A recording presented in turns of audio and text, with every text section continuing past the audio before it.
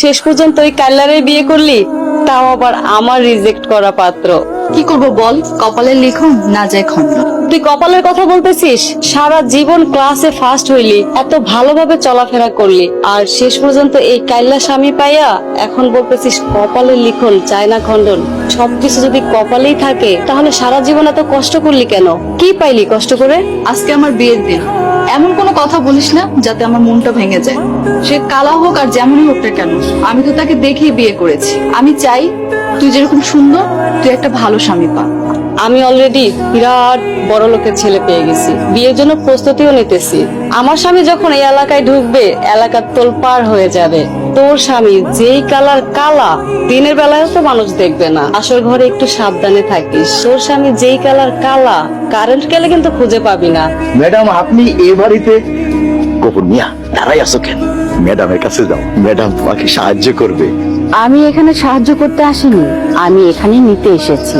ওনার ঘরের লক্ষ্মীকে আমার ঘরে নিয়ে যাব। কি বলতেছেন? আপনি তো আমার মেয়ের সাথে আপনার ছেলের, ম্যাডাম আপনার ছেলে কটা?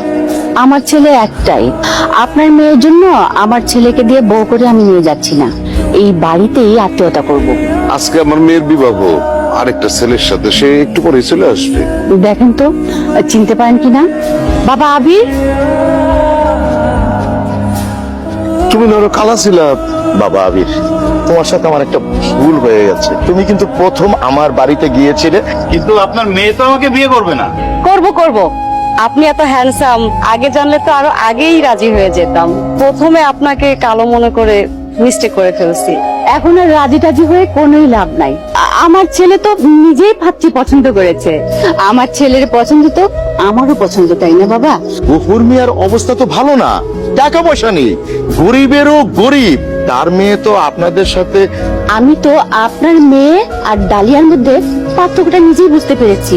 আহিমা, আমার ছেলের জীবনে কোনো কলঙ্কের কালি নাই।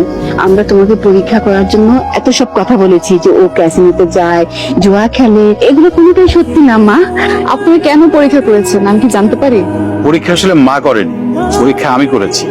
মা যখন ওনাকে দেখতে পাঠালো, তখন মাকে বললাম উনি তো আমাদের অফিসে চাকরি করে, আমি মালিকের ছেলে হিসেবে গেলে হয়তো আমাকে এক্সট্রা খাতির যত্ন করবে। তা আমি একটু গরিব সেজে যাই, তাই গরিব সেজে আসা, আর বাকিটা তো আপনি জানেনই। পরীক্ষা করে আপনারা ভালোই করেছেন।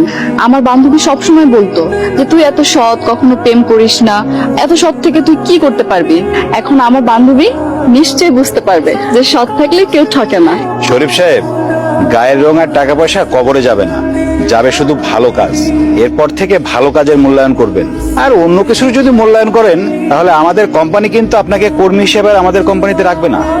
বিআই, আপনি চলেন তো আমাদের সাথে ঢাকা। আমরা ঢাকায় যেয়ে 5 স্টার হোটেল ভাড়া করে অনেক ধুমধাম করে আমার ছেলেকে বোমাকে বিয়ে দিব।